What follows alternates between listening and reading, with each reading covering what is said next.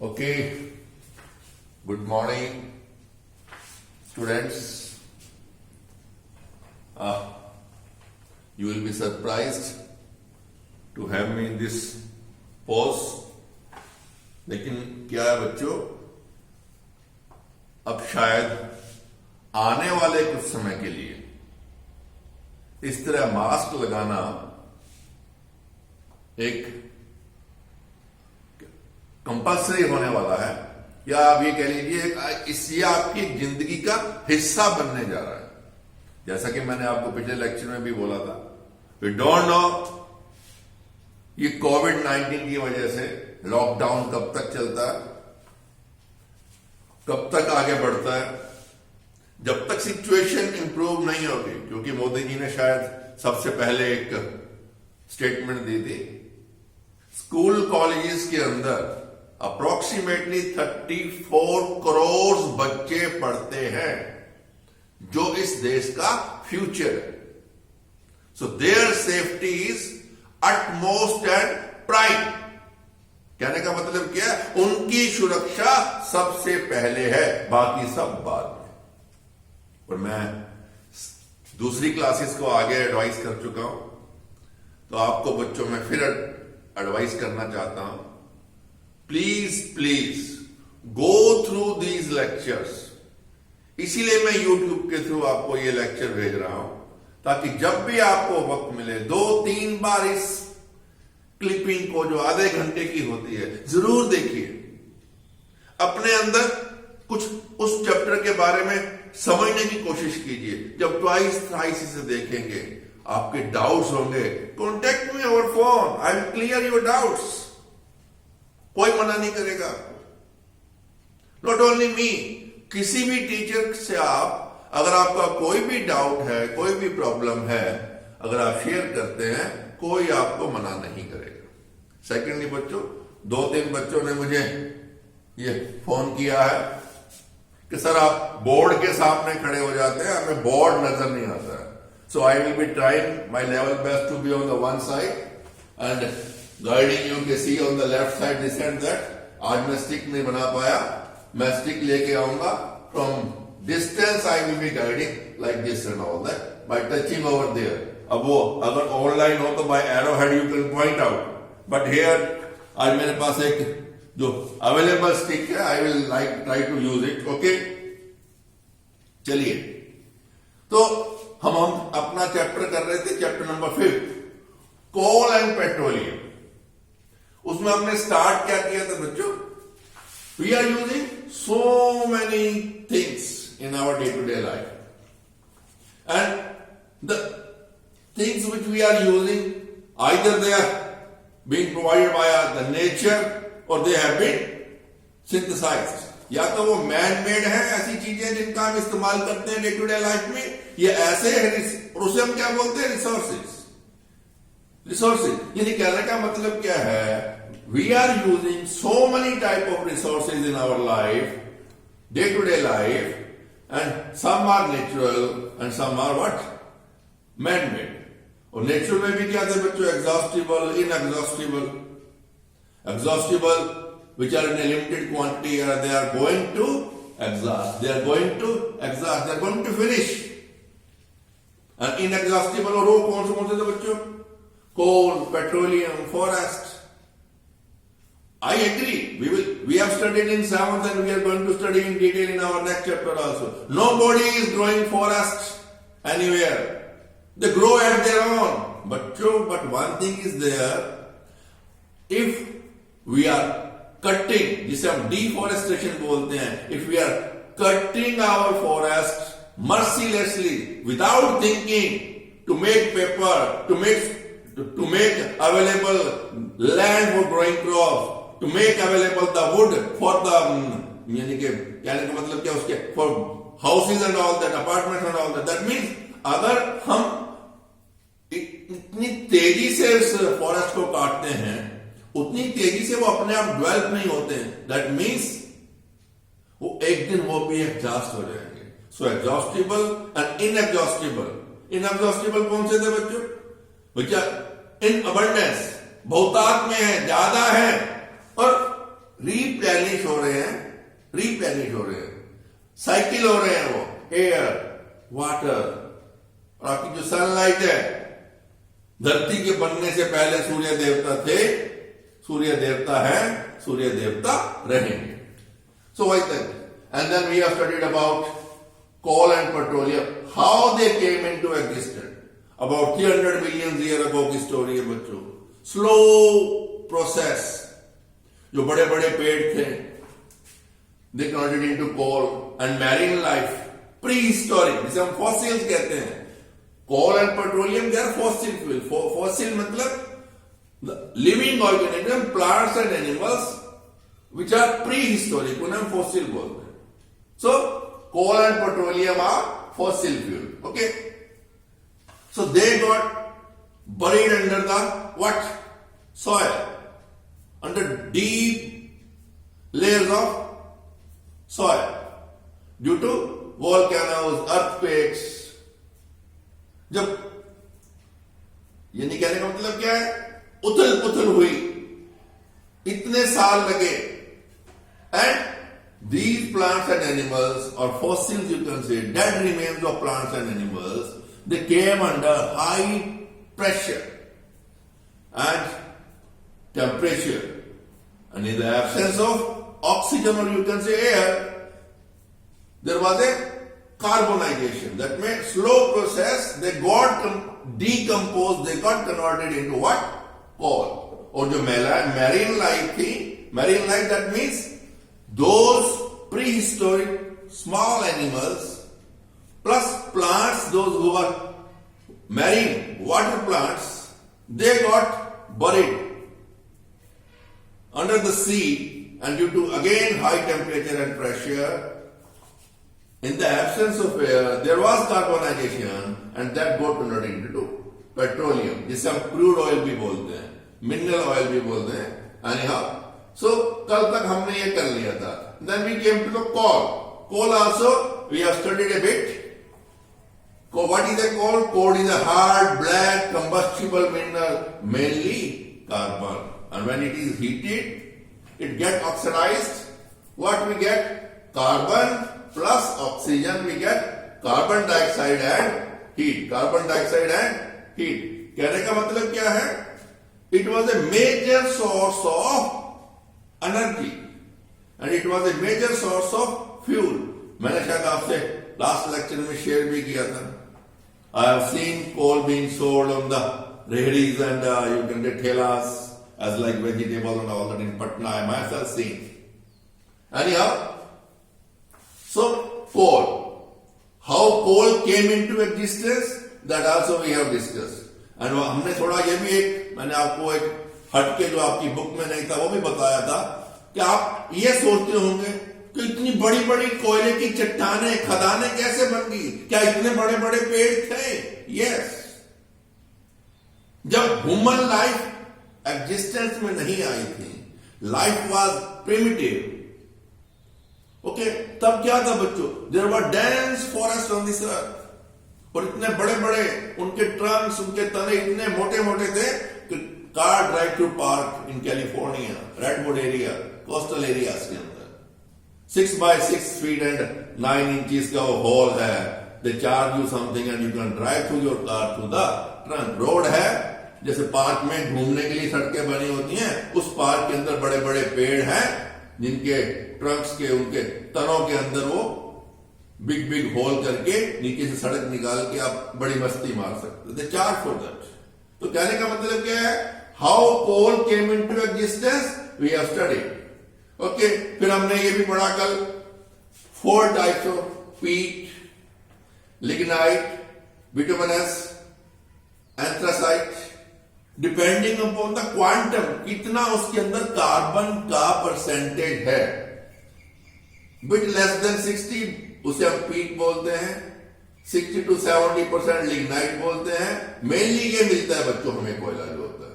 Bituminous जिसमें आपको 70 to 80% of coal, then anthracite 80 to 90%. That means less than 90%. Okay, तो this is the best quality. Reason B, if the percentage of carbon is more, more oxidation, more heat. That means from fuel point of view, anthracite is the best variety of coal. Best variety of coal. Okay, तो वो हमने ये भी पढ़ लिया था. Dense forest buried deep under the high temperature pressure in the absence of air, and the process was carbonization. Then again, okay, we have up to this we have studied, we have repeated. Okay, now as I have said, coal is a major source of energy. आज से बच्चों करीब 50 साल पहले तक not only it was being used as a fuel in domestic and industrial level, ये नहीं कहने का मतलब क्या घरों और इंडस्ट्री में केवल ये फ्यूल ही इस्तेमाल नहीं होता था. Your automotive engines also, that means locomotive, रेलगाड़ी आपकी किससे चलती थी? स्टीम इंजन से चलती थी. और वाटर को स्टीम में कन्वर्ट करने के लिए क्या इस्तेमाल होता था? कोयला इस्तेमाल होता था. मुझे अच्छी तरह याद है बच्चों, when I was a kid like you, 5th, 6th, 7th, up to 10th I have seen. Afterwards, slowly this, now there is no more, क्या कहते हैं अपना this locomotive engines, भाप से चलने वाले. एक वो फेरी क्वीन है जो दिल्ली से अपना जयपुर तक जाती है, स्पेशल टॉय ट्रेन कह लीजिए एक तरह से. यानी फेरी क्वीन इंजन अभी भी है, वो इंग्लैंड के जमाने का रखा हुआ. रेल म्यूजियम है दिल्ली में, वहां आपको देखने को मिल जाएगा. वो वंस इन अ वाइल उस ट्रिप को लेके जाते थे. They charge heavily. किसी तरह उसे इस इंजन को, उस लोकोमोटिव इंजन को ठीक वीक करके एक गाड़ी अभी भी चलती है. वो टूरिस्ट के लिए चलती है, आम पब्लिक के लिए नहीं चलती. अभी भी है locomotive engine, toy engine, you can say toy engine, ये खिलौने. अब तो they have been phased out by diesel and now electrification. आप अपने भट्टू, अब सिरसा डीजल इंजन नहीं आता है, यहां पे क्या आता है? इलेक्ट्रिक इंजन आता है. So by the change of time things have change. और मैंने देखा है बच्चों, और लोकोमोटिव इंजन, एक पीछे बड़ा सा टैंक होता था, उसमें पानी होता था. एक साइड में एक टैंक, एक स्टोरेज वाले टैंक में कोयले होते थे. वो कोयले कभी कभी किसी पुरानी पिक्चर के अंदर, या हो सकता है नई पिक्चर में भी आपको देखने को मिले, वो कोयले डाल रहे हैं. और अगर आपने शोले देखी हुई है पिक्चर बच्चों, उसके अंदर वो स्टीम इंजन, कोयले वाला इंजन आपको देखने को मिल जाएगा. ठीक है, तो होता क्या था बच्चों, वो 50, 60, मैक्सिमम 100 किलोमीटर के बाद उसको वो डी अटैच करके, क्योंकि वो गाड़ी प्लेटफॉर्म पे रुकी हुई है, पानी लेने के लिए आगे सिस्टम है, और वो उसको डी अटैच करते थे इंजन को. इंजन आगे जाता था, सारा वो फिर पानी भरते थे. और फिर हो सकता है बच्चों जो लॉन्ग ट्रेन होती थी, उनके अंदर कोयला बहुत स्टोर करना पड़ता था. पिलफरिंग्स, चोरी भी होती थी. वो बात की बात है. Anyhow you should leave it. कहने का मतलब मेरा क्या है बच्चों, coal was a source of energy for running your locomotive also. Coal at present बच्चों क्या है? Coal is used as a fuel as well as to generate electricity. Generate electricity means thermal power plants. आपके यहाँ फरीदाबाद में, हरियाणा में thermal power plant है. आपके पानीपत में थर्मल पावर प्लांट है. आपके खैदर, हिसार में, जस्ट यू कैन से 28 किलोमीटर फ्रॉम हियर, वहां एक पावर प्लांट है, Rajiv Gandhi thermal power plant, Khedar. Barwala जिसको आप कहते हैं, बरवाला से थोड़ा पहले है वो, आदमपुर क्या कहते हैं अपना, यहाँ हिसार रोड पे आदमपुर से आप टर्न लीजिए लेफ्ट में, तो करीब करीब 20 किलोमीटर पे आपको, about 30 kilometre from here. That means इसी तरह पंजाब में रोपड़ थर्मल पावर प्लांट है, बठिंडा थर्मल पावर प्लांट है. Electricity is being generated. जहां वो लोकोमोटिव इंजन को चलाते थे, अब स्टीम के साथ क्या है, टर्बाइन्स को मूव किया जाता है. टर्बाइन से आगे इलेक्ट्रिसिटी जनरेट की जाती है. So electricity and to make, yes, using, क्या हुआ इसका मतलब क्या है? Main source of energy earlier, presently it is mainly used as fuel to generate electricity, and yes, it is being used as a raw material to make coke. Coke is the purest form of contains approximately what? 98% of carbon. So how we get coke? That is also a process. जैसे वो तो natural process है कोल and petroleum का, but Coke is you can से extracted from the coal by the process of destructive distillation. Destructive distillation means उल्टी दिशा में चलते हैं. Destructive distillation क्या करते हैं बच्चों? Again in the absence of air. क्यों? अगर हम इसे हीट करते हैं कोयले को, what will happen? Next chapter में पढ़ेंगे, मैंने कल ही बताया था आपको. Carbon plus oxygen, if it is bit heated and all that, it get oxidized and we get a lot of heat. Similarly, if coal is products of coal के अंदर हम कोलदार, कोल गैस ये समझ पढ़ते हैं. कहने का मतलब क्या है? कोयले से हमें क्या क्या मिलता है? कोल से हमें क्या क्या मिलता है? कोलतार, कोल गैस. अब पहले क्या था बच्चों? Coke was being used as an industrial fuel, but now coal gas is being used as an industrial fuel, and coke is being used as a what? Raw material for industrial use. Synthetic, जितने भी आपके synthetic chemicals बनते हैं उसमें हम क्या use करते हैं? कोक. हार्ड कोक भी बोलते हैं. ये थोड़ा पोर्स होता है. ठीक है. Okay. So coming to how we extract coke. ये जो कोलतार एंड कोल गैस है बच्चों, when we are extracting coke from coal, यानी कहने का मतलब क्या है? जब कोल से हम कोक को एक्सट्रैक्ट कर रहे होते हैं by the process of destructive distillation, and destructive distillation is what? Heating coal at about a temperature of about 400 degrees Celsius in the absence of air. Air tight retorts होते हैं, बड़े बड़े furnaces होते हैं, एयर टाइट, जिसमें हवा नहीं होती. उसके अंदर कोयले को हीट किया जाता है up to not 400, up to 1000 degree Celsius.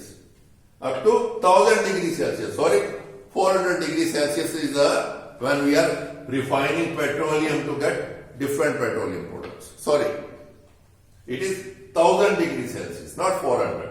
Again, I am repeating. Again, I am saying sorry. So, in retorts, coal is heated up to 1000 degrees Celsius in the absence of air. तो क्या होता है बच्चों? Coal tar and coal gas, they are volatile, they get evaporated. इसके vapours बन जाते हैं, and these vapors are passed through water. उससे क्या होगा बच्चों? कोल तार being soluble and bit heavy, it is collected as a residue at the bottom of that container, जिसमें पानी होता है. And coal gas is collected because coal gas is not soluble in water. Coal gas is not soluble in water. ये आपको थोड़ा सा बच्चों बताता हूं. आप बोलोगे उसमें मेनली कोल गैस में क्या होता है बच्चों? Methane, hydrogen and carbon monoxide. आपने देखा होगा बच्चों, आपने कभी नोट किया बच्चों? कभी आप किसी गांव में गए या जहां सीवरेज सिस्टम नहीं है, या आप ये कह लीजिए कि जहां गंदगी इकट्ठी हुई है, गंदा पानी, dirty water has collected somewhere all that. कभी आपने देखा बच्चों, अगर आप यानी कि when it is quite humid and hot, उसके पास अगर आप गुजर रहे हैं या थोड़ा उसको आप खड़ा होकर ऑब्जर्व करते हैं बच्चों, आपने देखा होगा उस डर्टी वाटर वाले एरिया से बच्चों क्या है? बबल्स निकल रहे हैं. कुछ बबल निकलते हैं, फूटते हैं बच्चों. What is that? वहां वो डीकंपोज हो रहा है organic matter, and methane gas is being. ये आपका गोबर गैस प्लांट भी बच्चों इसी बेस के ऊपर ये फर्मेंटेशन होती है, उसकी वो डीकंपोजिशन होती है गोबर की, और मीथेन निकलती है, जो आप घर में चूल्हा जलाते हो, पेट्रोमैक्स चलाते हो, जब इसके गोबर गैस प्लांट के बारे में पढ़ेंगे, then I will let you know in details. तो कहने का मतलब क्या है, while extracting coke from coal during the process of destructive distillation. What is destructive distillation?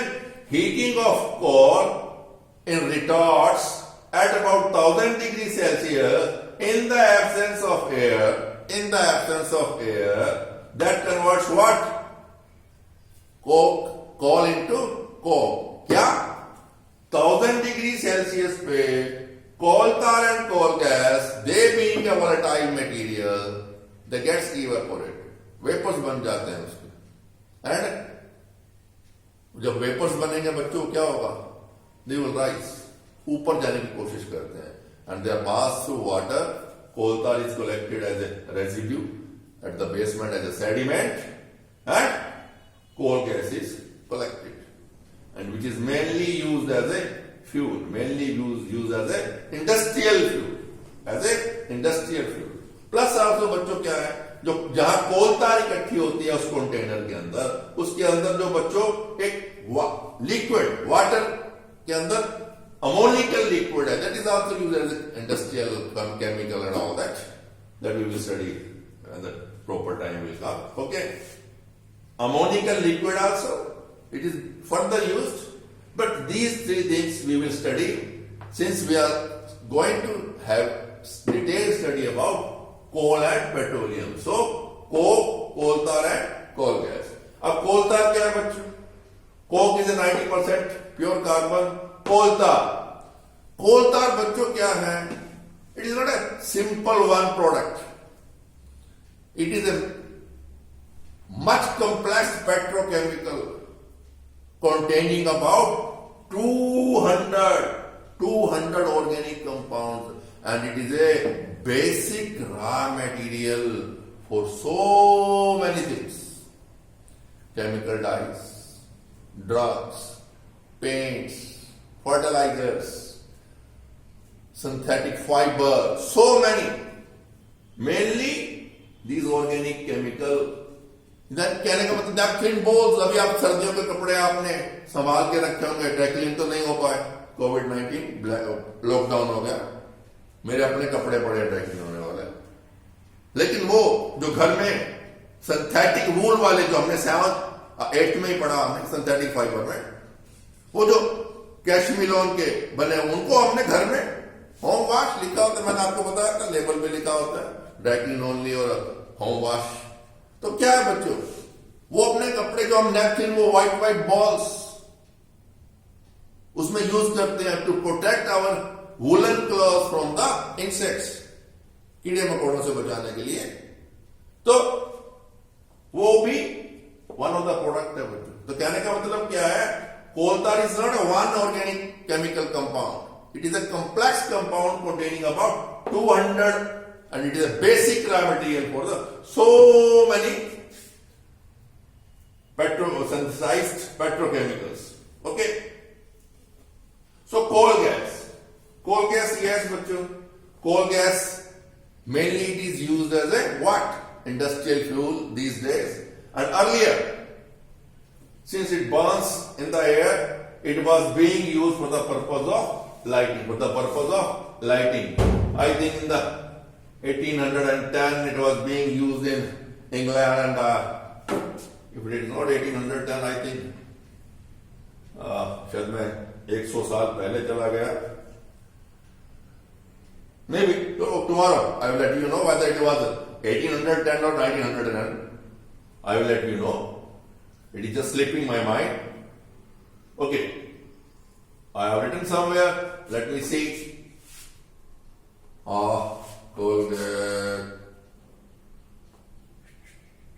No, sorry, I forgot to write the date. Chalo, anyhow, 10-year gap is there. It was being used as a lighting in the streets. Streets के अंदर जो आपके आजकल आप neon lamps लगे होते हैं बच्चों, ट्यूब लाइट्स लगी होती हैं. ओके, तो इंग्लैंड के अंदर फर्स्ट टाइम इनको यूज किया गया था, and after 10 years this coal gas was being used for the lighting purpose in New York, USA also.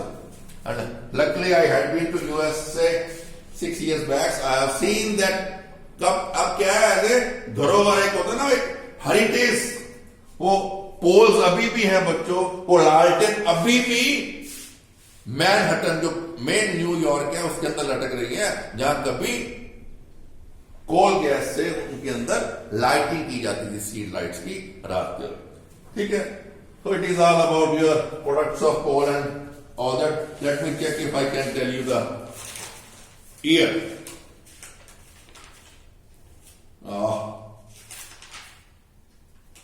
Which year? Yes, I am right, sir. It is 1810, not 1910.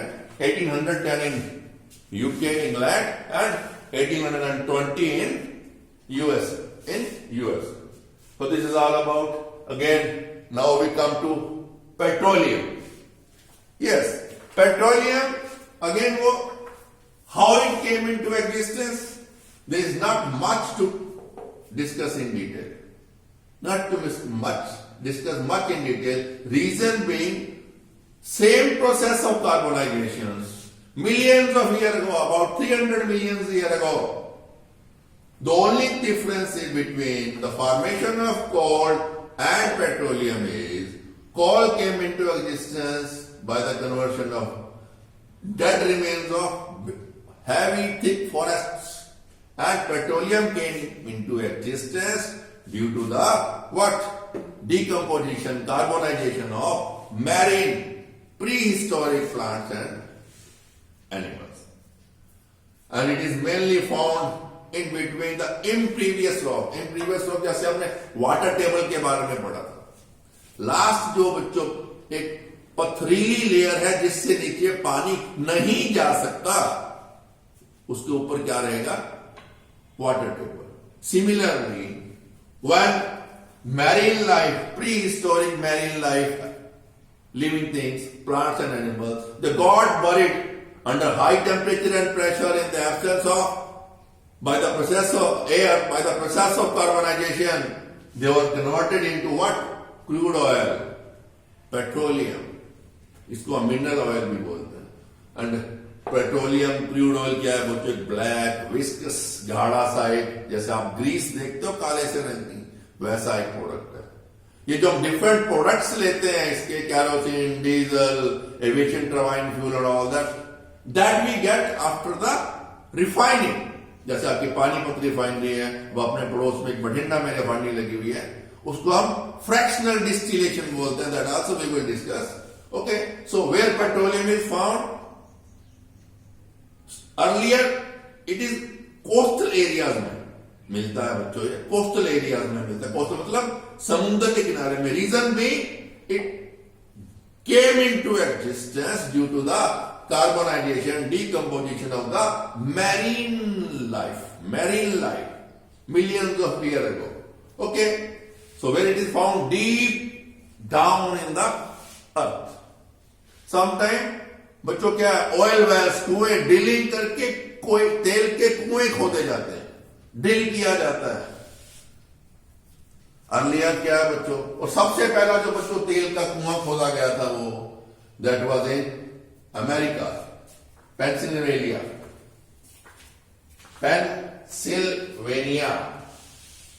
कब?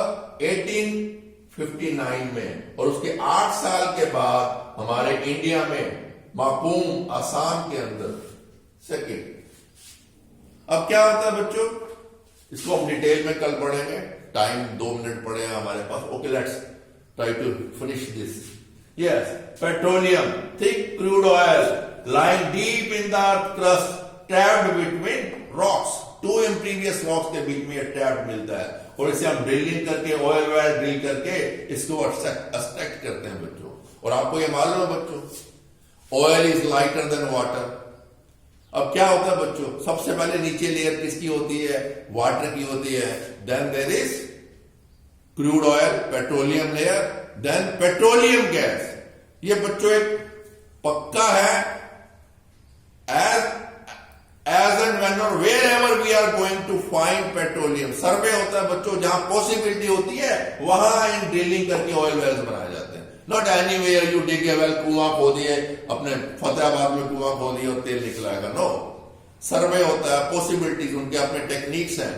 तो okay, extraction through drilling on oil well, सबसे पहले तो ये अपने आप निकलता है, बाद में इसको एक्सट्रैक्ट किया जाता है, बाहर निकाला जाता है। Earlier wells on land, now in seas also. Yes, पहले क्या था बच्चों, ये जो ड्रिलिंग होती थी, ऑयल वेल्स होते थे लैंड पे किए जाते थे, कोस्टल एरिया में, लैंड के ऊपर। अब क्या है बच्चों, डीप इन द सी।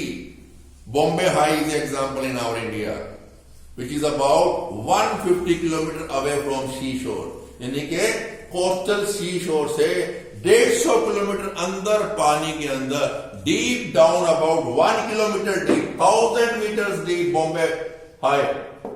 थोड़ा हम डिटेल में कल डिस्कस करेंगे। ओके, तो वहां क्या मिलता है हमें, crude oil. How it is extracted, this and that, time हो गया बच्चों, that we will discuss in our next lecture and we will try to finish this topic, and refining this and that, we will do that. We have done this, we have done this. Okay, just any problem you can contact me. Thank you.